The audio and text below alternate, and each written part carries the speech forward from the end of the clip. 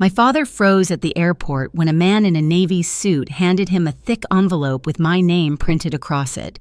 Derek, my brother, stood beside him, pale, pretending it wasn't happening. 4 days earlier, they'd laughed while I walked out of my mother's dining room after my brother said, "You're not part of the family. Don't show up." I didn't shout. I just left. And now here we were, their world unraveling exactly the way they'd designed mine to. Before I tell you what really happened that night, hit like and drop a comment telling me where you're listening from. Have you ever drawn a line with family and refused to erase it? I remember that Sunday like it was supposed to mean something. My mother called it family dinner the way she always did, as if the word alone could fix the cracks. I spent half the afternoon in my apartment kitchen layering lasagna, brushing garlic butter over bread, choosing a bottle of Merlot I couldn't really afford. It wasn't about the food. It was my peace offering, my proof that I still cared enough to show up. Their house smelled like cinnamon candles and old photographs too sweet, too staged. The laughter I heard from the doorway died the second I walked in. My father looked up from his phone, nodded once. My mother smiled the way she smiled at polite neighbors, Derek. My brother had his arm thrown over the back of his chair, bragging about his new business deal, the one I'd quietly kept afloat 3 times already. I set my dishes down, the steam fogging the plastic table runner, and waited for someone to make room. No one did. Dinner unfolded like it always did, chaotic, loud a performance with no audience for me. They talked about the upcoming family reunion in spring, tossing dates and hotel names around as if I wasn't sitting right there. I listened, nodding, where I was supposed to heart pounding harder than it should have. I didn't want an invitation. I just wanted acknowledgement. When the conversation paused, I smiled and said as evenly as I could, "Just tell me when the reunion is. I'll book early this time." The words hung in the air for a second too long, then fell flat. My mother's fork scraped her plate. Derek didn't look up. My father cleared his throat and asked if anyone wanted more bread. I should have been used to it by then, the way they erased me in plain sight, but something about that moment made the air feel thinner, sharper. Maybe it was the effort behind my calm voice or the way my mother refused to meet my eyes. Maybe I was finally old enough to recognize cruelty when it wore manners. I poured myself a small glass of wine and sat back watching the scene play out like I wasn't in it. The golden child and his audience. The mother keeping peace through silence. The father measuring control in tone. I told myself to breathe, to not ruin another Sunday, but a part of me already knew peace that depends on silence isn't peace. It's training for surrender. That was the last Sunday I tried to earn my place at their table. The pause after my question felt endless, and then Derek finally looked up. He leaned back in his chair, that smug half grin he always used when he wanted to land a punch without moving his hands. "You're not part of the family," he said loud enough for everyone to hear. "Don't show up." No one gasped. No one told him to stop. The room didn't explode, it caved in. My mother pressed her napkin to her lips, trying not to smile. My father slapped the table once, laughing like it was the funniest thing he'd heard all week. The noise filled the room, sharp and tinny, bouncing off the walls. The table erupted in laughter. I remember thinking how strange it was that a sound could hurt more than words. I stared at the lasagna I'd made, steam still rising, the cheese bubbling like it belonged to someone else. I could feel heat crawl up my neck, not from anger, but from the shame of realizing how easily they'd rehearsed this scene without me knowing. I didn't say a word. I set down my glass, folded my napkin, and pushed the chair back slowly enough to make them uncomfortable. Derek smirked. "Oh, come on, Jennie, can't you take a joke?" I met his eyes for the first time that night. "You meant it?" I said softly. He didn't deny it. None of them did. I grabbed my coat from the back of the chair. My mother's voice trailed after me, thin, polite, useless. "Jennie, stay. It's just dinner." "No," I said, sliding my arms into my sleeves. "It's a message." I got it. The air outside was freezing, the kind that stings your eyes. Behind me, the laughter started again, muffled through the door as if they couldn't bear even a minute of quiet. I stood on the porch for a long second, breathing in cold air until my chest stopped shaking. Then I walked to my car, lasagna untouched, still steaming in my hands. There's a kind of silence that doesn't beg for explanation. It announces its own ending. I didn't slam the door or cry on the way home. I just drove through the dark suburbs, headlights slicing through fog, thinking one clear thought that repeated like a heartbeat. This is the last time I try to belong somewhere that laughs when I bleed. The next morning, I woke to sunlight cutting through my blinds, the kind that makes dust look like snow. My phone lay face down on the counter. No calls, no messages, no apology. The silence was louder than anything they could have said. I made coffee, sat by the window, and tried to convince myself that peace felt like this empty, but calm. But peace isn't quiet when it's built on avoidance. It's just waiting for the next wound. By the second day, the calm turned brittle. I checked my phone once, then twice. Nothing. They hadn't even noticed I was gone. Or maybe they had, and that was the point.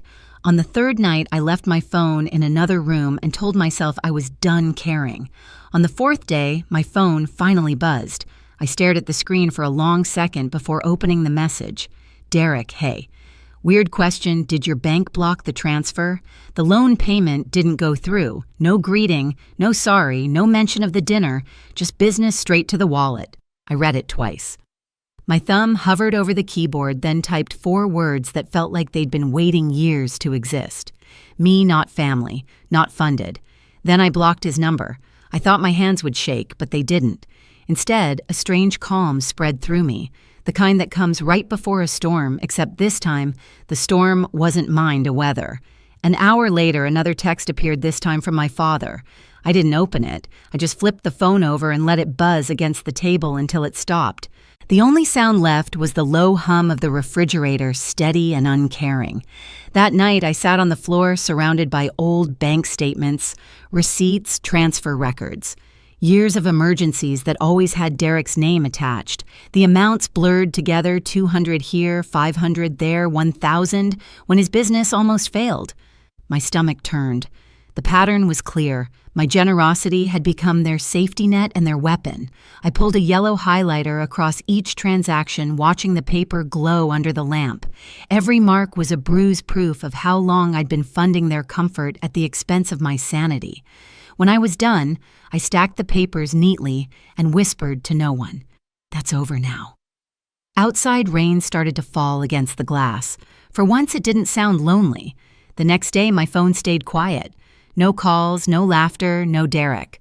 But I knew how this worked. People who feed on you panic when you stop bleeding. By evening, I heard the first knock on my door. Then another. Harder this time. I didn't move. Through the peephole, I saw the shape of my father's shoulders, Derek's temper pacing beside him. Their rhythm matched. It's the pounding, steady, entitled, demanding. I wrapped both hands around a cup of tea and stood in the center of my apartment, heart steady. They pounded until my picture frames rattled. I didn't answer. I just listened until the sound faded, replaced by the hum of their SUV pulling away. That's when I understood silence is a mirror. It shows people exactly who they are when they can't use you anymore. When the night finally settled, I looked at the stack of highlighted papers on my table and smiled, not the happy kind, but the kind that knows something irreversible has begun. 4 days ago, I left their house with nothing.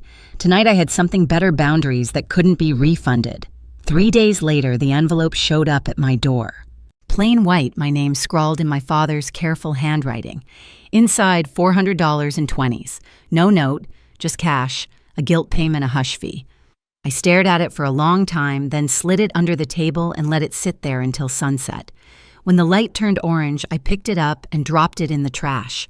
That small sound, the soft thud of bills hitting plastic, felt cleaner than any apology could. An hour later, my phone buzzed. My father's name lit the screen. I answered on the 4th ring. Why, I said before he could speak. He sighed, the practiced kind of sigh that meant I'm about to justify something cruel. The loan payment failed, he said quickly. It's a mess. Late fees, supplier issues, we just needed a few days' grace. It's not like we used you, Jennie. Don't take it personally. I laughed once. Quiet, sharp. That's the problem. You never did. He said my name again, softer, like that could fix it. I hung up. After that call, I stopped pretending this was about money. It wasn't. It was about ownership. They'd built a world where my worth depended on what I gave, Now they were watching it collapse. That night, I opened my banking app. Every emergency transfer, every Venmo, every favor that somehow became a debt. $20,000 over 2 years. I printed every statement until the printer whined in protest. Then I highlighted every transaction tied to Derek. When I was done, the stack glowed yellow, bright enough to see the pattern clearly. The next morning, I packed it all into a manila envelope, wrote on the front, "This is who I've been. Ask yourself who you've been." I dropped it in the post office box and didn't pay for tracking. If it got lost, that meant it had already done its job. By that afternoon, their calls doubled. My mother left voicemails full of tremors that sounded rehearsed. "Things got out of hand, sweetheart.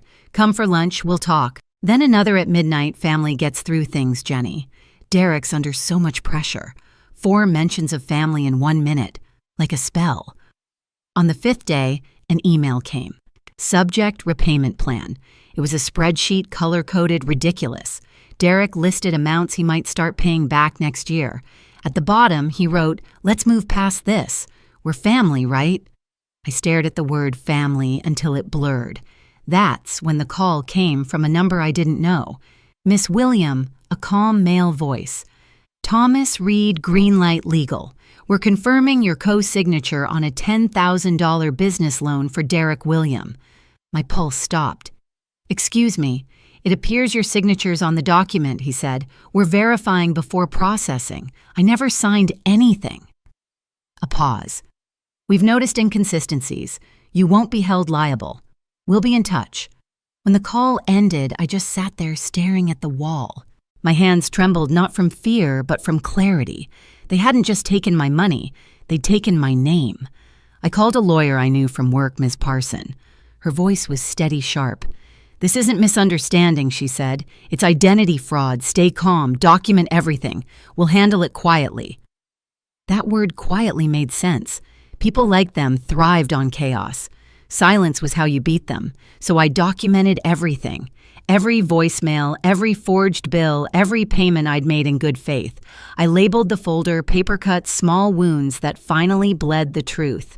The next morning, my lawyer sent the cease and desist letter to Derek's business address. 2 hours later, I got an email from him. "You think you're better than us now? You'll regret this." I didn't reply. Instead, I drove to Grandma's cottage, the only place that ever felt safe. She opened the door before I knocked. "Took you long enough," she said. Her voice didn't need to ask what happened. When I told her everything, the dinner, the forgery, the threats, she didn't flinch. "They'll always take you for granted if you stay on the ground," she said, pouring tea. "Stand up and they'll call you tall like it's an insult." Outside, rain started again. "What should I do?" I asked. She looked at me, eyes steady. "You already did it."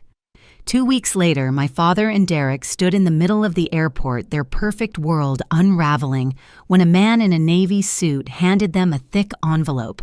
With my name across it, summons, official, and final. I wasn't there to see it, but Ms. Parson texted me one line that said, "Enough. They've been served." I stared at the message, feeling nothing like victory, nothing like guilt. Just the quiet relief of someone who finally turned the lights on in a dark room. For the first time, I didn't owe anyone a single thing. When the dust finally settled, the silence didn't feel heavy anymore, it felt earned. The legal mess untangled exactly the way it should have. Derek's fake loan was voided. His business accounts frozen. My father tried to argue, but every lie left a trail of paper with his signature on it. Ms. Parson handled it all with surgical calm. She didn't gloat, and neither did I. Justice doesn't need applause, it just needs to work. I didn't check on them after that. I didn't have to. News traveled through whispers. Derek's business collapsed. My father's credit ruined my mother, avoiding neighbors who finally stopped believing her misunderstood family stories. One night, my mother called. I almost didn't pick up, but something in me, the part that still remembered her hands braiding my hair, made me answer. Her voice was softer this time, stripped of performance. "I'm sorry, Jenny," she said, voice breaking, "for all of it, for not protecting you, for letting them use you." I didn't cry. I just listened. When she asked if I'd come to the reunion, I said, "No, Mom. I can forgive you from here." She didn't argue, just whispered, "I love you," and hung up. That night, I sat on my balcony wrapped in a blanket that smelled like rain. The city lights flickered below, steady and uncaring. I looked at the envelope of receipts on my table, the proof of everything, and slipped it into a drawer. Some truths don't need to be revisited. They just need to exist. I made tea, turned off my phone, and breathed. For the first time in years, peace didn't feel like something I had to buy. It felt like something I'd built with silence boundaries and the courage to stop bleeding for people who never noticed the wound. I used to think peace meant everyone getting along. Now I know it means walking away and still wishing them well. My family's reunion went on without me, their table perfectly set, except for one empty chair in the middle. That space said everything I never had to. If you've ever had to choose yourself over people who kept taking, I hope this reminds you, silence isn't weakness, it's recovery. Thank you for listening to my story. Tell me where you're watching from and if you've ever had to draw a line with family. Your stories keep this space honest. And don't forget to hit subscribe. There's more truth where this came from.